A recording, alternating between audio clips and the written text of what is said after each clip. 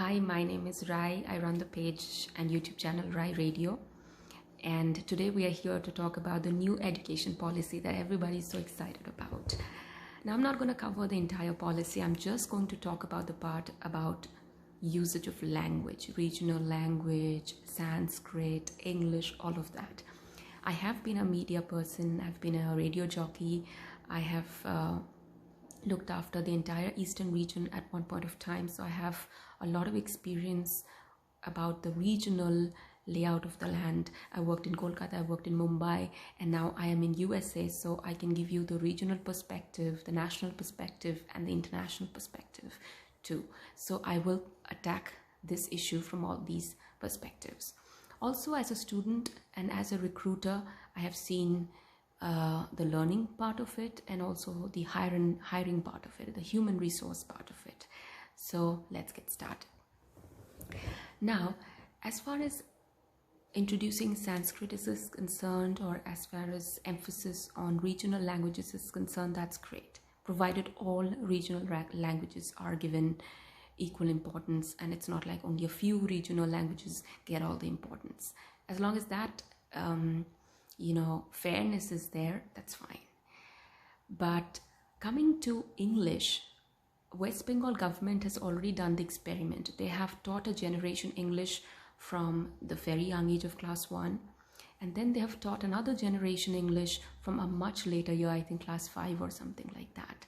And the generation that got Bengali medium people, who got English as a language, as a subject from class 1, came out very well, much better than people who started English at class 5 and got only a few years. So what do we do about this? Now, as far as English is concerned, you can say that it is not our language. We should give it the least amount of importance. Look at China, look at France, look at Russia. We cannot compare with any of these countries because those countries do not have 25 languages to deal with. We do. So we cannot look at them for reference. India is its own example. India cannot be compared to any country in the world. So from that perspective, it's very, very difficult to find an optimal solution. Any solution will not be foolproof. But what is the best we can do at this point in time?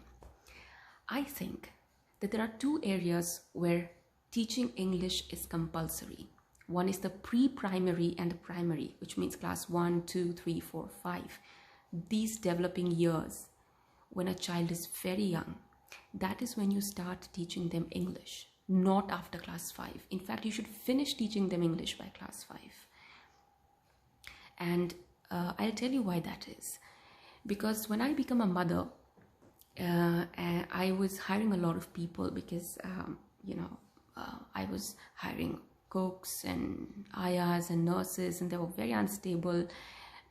People were going and coming. I literally went through a lot of agencies and a lot of, I think I hired and fired about 20 ayahs before I settled on a couple of them. And I also have recruited drivers throughout my life and carpenters or, whatever,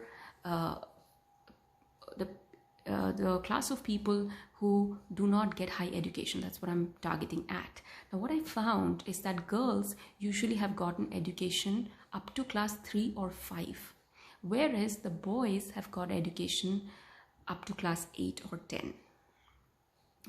So which means 5, that's our cutoff. If we have to teach English to everybody, it has to be done before class 5 and not after class 5. You can wrap it up by class 5 if you want, but don't start at class 5. If you have to teach them English for 5 years, let it be from 1 to 5 and not 5 to 10. Reason being that not only that everybody will get the same education, nobody will have that inferiority complex that I never got a shot at this. At the same time, the other thing about teaching English younger is that in class 1, 2, 3, 4, 5, you don't have the burden of history, geography, and all these subjects. If you're going to teach English, you're going to teach them proper. And after class 5, if they have a basic grasp of English, they can always watch YouTube videos. Sabke paas phone hai, Jio connection hai. So they can watch YouTube videos, or they can buy books, borrow books, and learn more. they can do a bit of self-learning, but that is not possible when the child is really young. They cannot self-learn between 1 to 5. So that is when you have to hold them and teach them. The other place where we require English as a mode of education is, I think, again after class 8. Okay, that is when we are forming streams, we are specializing, paths are going to cross, people are going to go to colleges and national institutes. And you know, the thing about national institutes is that you cannot have so many national institutes. You can only have that many IITs or that many IIMs or that many medical colleges. Or so you cannot, just because now if you are in Siliguri, will you have a medical college in Nepali and a medical college in Bengali? You can't really do that. You can't have a Bhojpuri medical college and I know a Maithili medical college. You can't do that many specialized, when things become specialized, you cannot have, it's so heavily dependent on local and regional languages. You have to, let go of your hands from those languages, and you have to take the language that is technically the best. And in medical facilities or technological facilities, there are softwares, there are technical instruments which are used, and not all of them get made locally. So if they're not locally made and they're imported, then in order to operate them, we need to know the language of operation. And in most cases, that language of operation will be English. So I would again suggest that higher education is an area where you have to teach English. We cannot have 20 ISRO scientists who don't understand each other's language. We have to have a common language. And it's not like ISRO works in isolation. ISRO also works in collaboration with NASA, with the Russians and all of that. So we have to make sure that that collaboration is possible, and you can't teach them Hindi and block them from the rest of the planet. These are, international level work. Same goes for medicine and such things.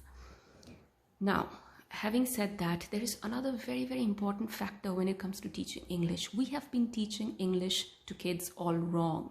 There is no need for us to learn Shakespeare, Wordsworth. Yes, I know, as a child, even I thought that those are the things. But why should we learn literature of one foreign country? That makes no sense. Why should I not learn Russian literature? Why should I not learn Ethiopian literature, African literature? Why should I learn only English poets and romantic poets and Shakespeare? That makes no sense. So I think we have been teaching English all wrong. We learn English for years and years, and we learn very little of how to actually apply it. We don't write script writing in English. We don't develop ad writing in English. We don't develop applied skills of English. We don't learn that. We also don't learn spoken English, which is the big problem. So I think English should be not divided as up till class 5, you should just teach them grammar. And after class 5, I think you should teach kids, applied English. How do you apply it in the real world? Speaking, call center, writing letters, essays. These are such archaic things to do in a world of Twitter. So how to write, blogs, how to write scripts, how to write journalistic articles. That should be the ambition. That should be the way English has to be taught. And the point would not be to put English books in your head, but the idea should be able to bring your stories out, to bring your thoughts, your conversation. You should be able to express yourself in English, yourself, not express Shakespeare. You have to express yourself in English. That should be the target. So we have been approaching learning English all wrong. It's not a question of 5 years, 10 years, 2 years. If we do not fix the way we teach English, then we really won't be able to fix the problem, no matter how many years people learn. Because I know English honor students who do not construct correct English. Now, as far as Hindi being the binding language, I have compared Hindi and Bengali, and Hindi is so complicated to learn because of its gender issues, and because with gender your whole sentence changes. I'm comparing from the perspective of Bengali, where nothing changes. You can change your gender, you can change from singular to plural, nothing changes. It is a 10 times more simpler language to learn, Bengali.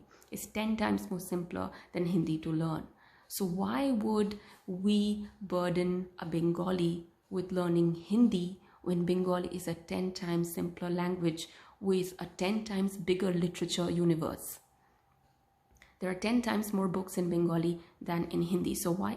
And I am using Bengali because, as an example, because I'm a Bengali, but you can use your own language as a parameter to compare and see if it's worth it for you. For me, it's not worth it.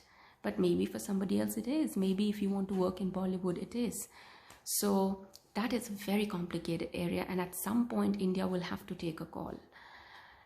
But as of now, my main point that I would like to emphasize on is we have to change the way we teach English and we learn English. If that doesn't change, the rest is not going to help. Thank you so much for listening in. Bye.